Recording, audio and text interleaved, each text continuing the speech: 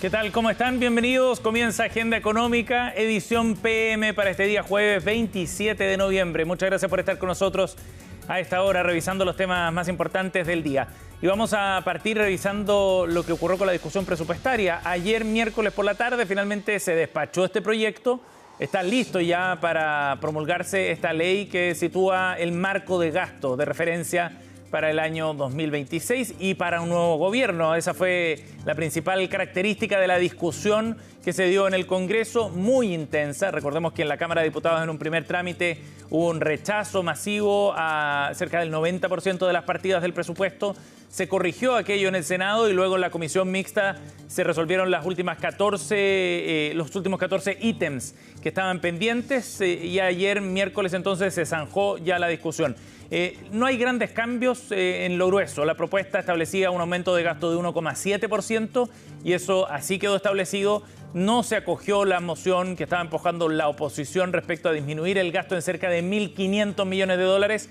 Era una ambiciosa meta, pero poco viable desde el punto de vista político por la envergadura de un recorte de esa naturaleza. Pero finalmente con el objetivo de tratar de generar mayor estabilidad fiscal, de apretar el cinturón, sí se hicieron algunas reasignaciones y cambios bien relevantes en algunos ítems y partidas que son por estos días a nivel político también muy sensibles. El ministro Nicolás Grau destacaba ayer el avance de la ley y el que se haya generado aumentos específicos en sectores como salud y también en temas de seguridad. Recalcó que este era un presupuesto que velaba por la responsabilidad fiscal al mismo tiempo que garantizaba también la seguridad social, que fue un principio que el gobierno definió como un punto intransable desde un comienzo, el que no se afectaran algunos programas sociales.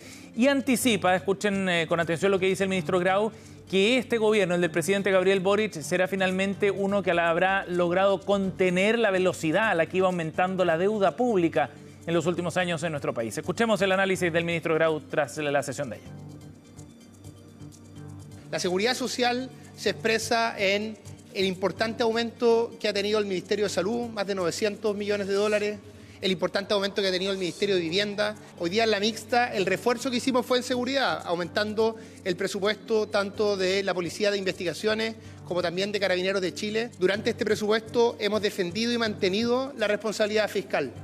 Entramos con un marco presupuestario y a pesar de todos los cambios que hicimos y los refuerzos que se hicieron, no ha aumentado el nivel de gasto que nosotros ingresamos al inicio y eso nos permite tener este crecimiento del presupuesto de 1,7% y de esa manera poder cumplir el próximo año con la meta de déficit estructural y vamos a hacer un gobierno que va a terminar con el menor aumento de la deuda pública desde el primer gobierno de la presidenta Bachelet.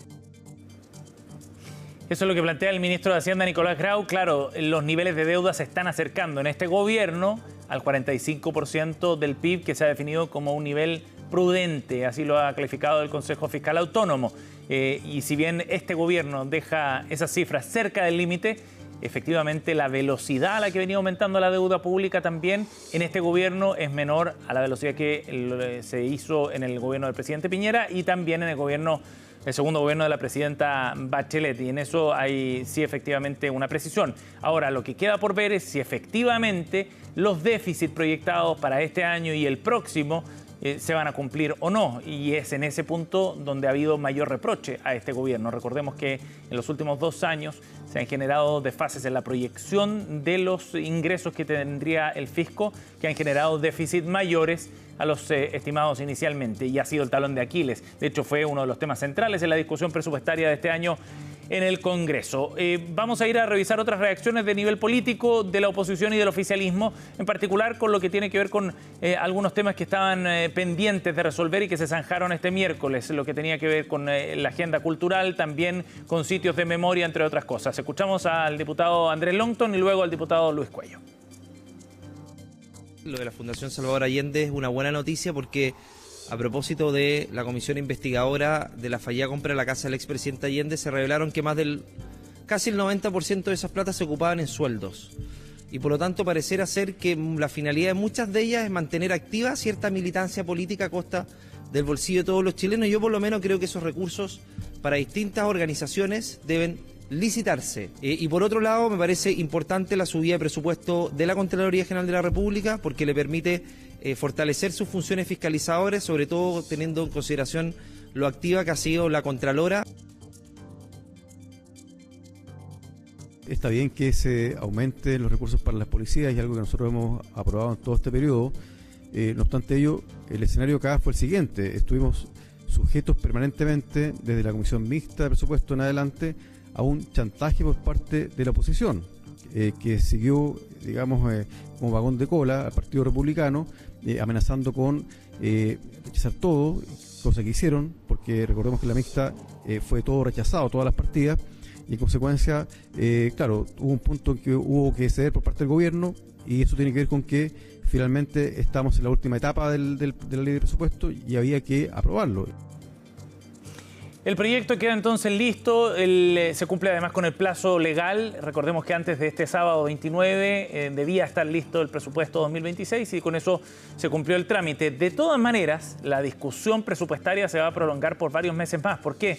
Este será un presupuesto que ejecutará un nuevo gobierno, sea el de Janet Jara o el de José Antonio Kast. Tendrán ellos que implementar la ejecución presupuestaria. Queda por ver cómo se proyecta también los ingresos hacia 2026 y que efectivamente se va a cumplir aquello que el gobierno ha estimado para elaborar la propuesta de presupuesto. Y todos esos temas serán relevantes por largo tiempo y así lo adelantan incluso en la oposición, donde advierten que podrían presentar una acusación constitucional en contra del ministro Grau en caso de que se detecten algunos problemas respecto al presupuesto del próximo año. Vamos a escuchar a Andrés Celis de Renovación Nacional. Luego, la respuesta que llegó desde el oficialismo en la voz de Raúl Soto del PP.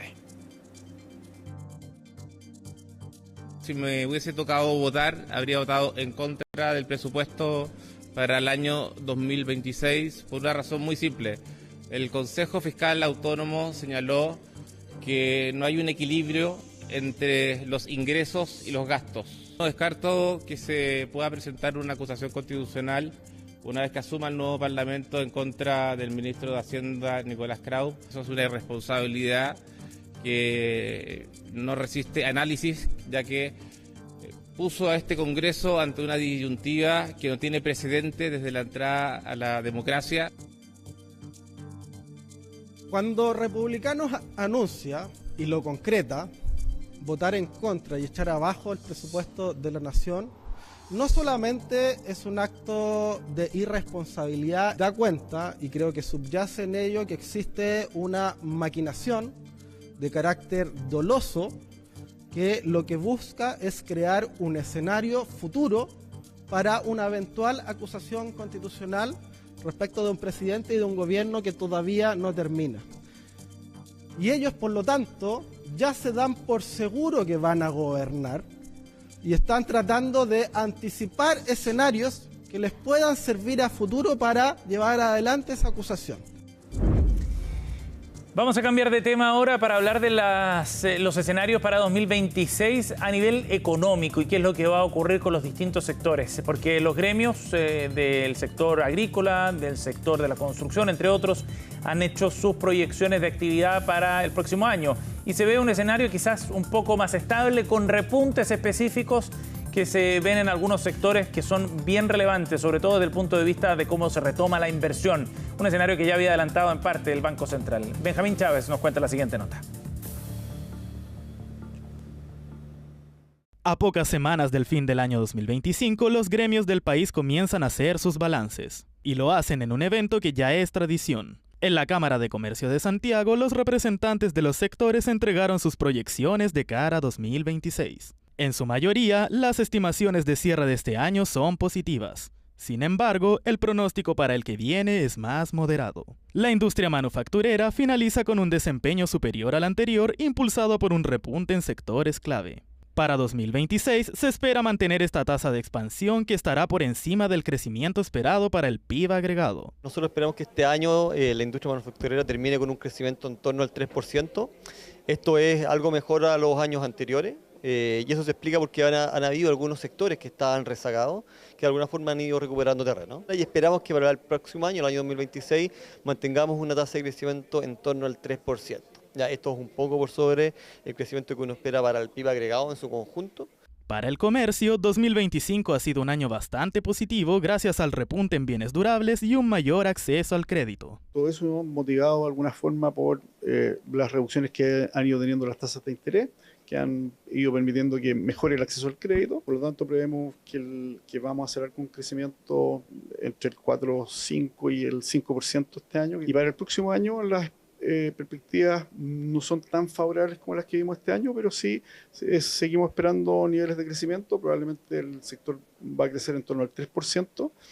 Hay algunos factores favorables, las tasas de interés siguen reduciéndose, la inflación debiera ya llegar hacia los niveles del 3% que todos esperamos. La construcción consolida el inicio de un nuevo ciclo de crecimiento en 2025 liderado por la infraestructura privada. Aunque débil, el sector inmobiliario se beneficiará de las bases de comparación para proyectar un incremento de la inversión total en 2026. Estamos proyectando un cierre para 2025 con un incremento en la inversión en construcción de un 3,8%. Hacia el próximo año vemos cifras similares, de hecho un incremento de un 4,3%.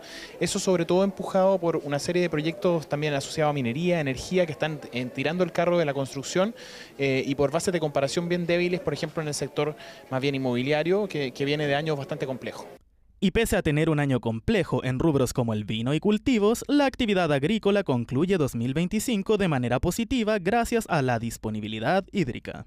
Eso sí, para el siguiente año anticipan un panorama más mesurado, impulsado principalmente por el sector pecuario. El crecimiento de este año fue bastante bueno, pero claro que hay un tema metodológico, que es que se consideran los precios de la temporada del año pasado, no las de y este año cayeron. Entonces aparece un crecimiento más grande del que hubo, pero de todas maneras es un crecimiento relativamente robusto en comparación a lo que le pasa al país. Y entonces, en general, tuvimos un buen año. Y el próximo año, como la base de comparación es más alta, entonces el crecimiento no va a ser tan alto. O sea, nosotros esperamos este año cerca del 4%, el próximo año cerca del 2%.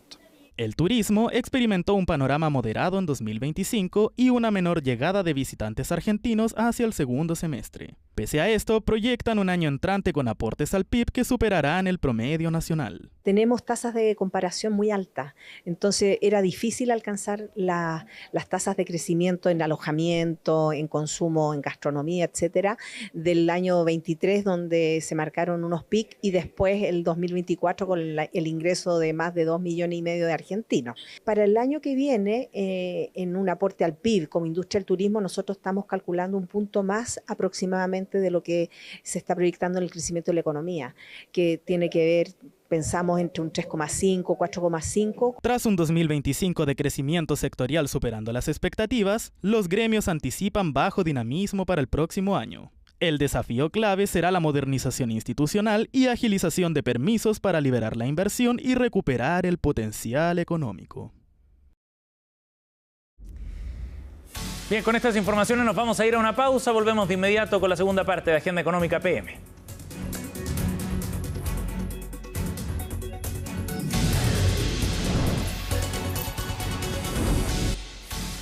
Estamos de vuelta, seguimos aquí en Agenda Económica revisando las informaciones más importantes de este jueves y vamos a abordar las proyecciones que distintos sectores productivos han hecho durante esta jornada de cómo viene el 2026 en materia económica. Las realidades son bien distintas entre los sectores. Nosotros nos vamos a detener la conversación de hoy en lo que ocurre con el sector de la construcción.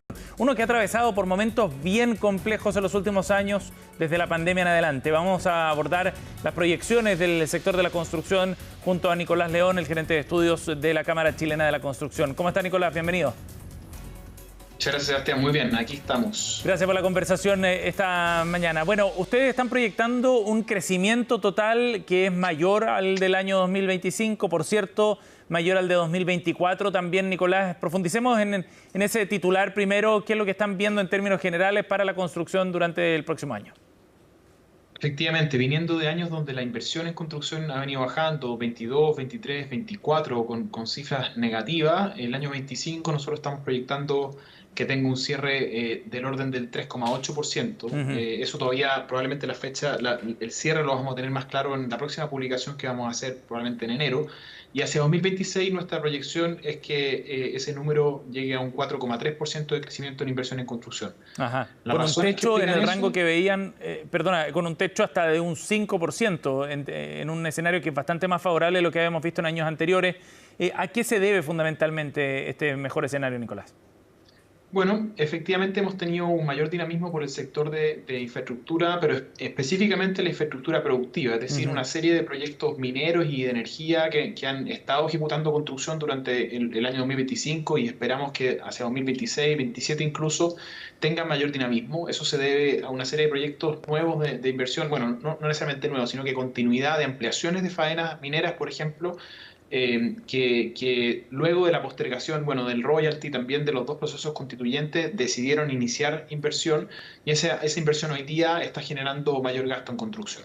Claro, o sea, ¿va a ser el sector de infraestructura más que el de construcción el que va a tirar del carro del sector? Del construcción me refiero inmobiliario fundamentalmente.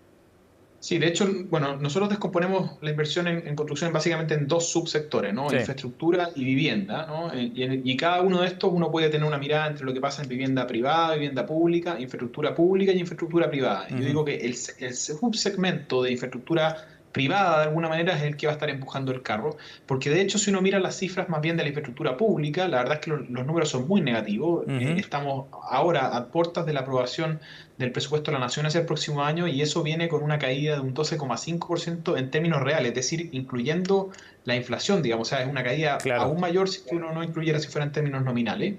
Que de hecho es una caída bien importante si uno mira cuánto de ese presupuesto se va a financiar proyectos que venían, de hecho, construyéndose de años anteriores, es el 95%, es decir, solo el 5% del presupuesto de la inversión total que se hace en el país va a ser para obras nuevas durante el próximo año, estoy hablando de la inversión pública. Ajá.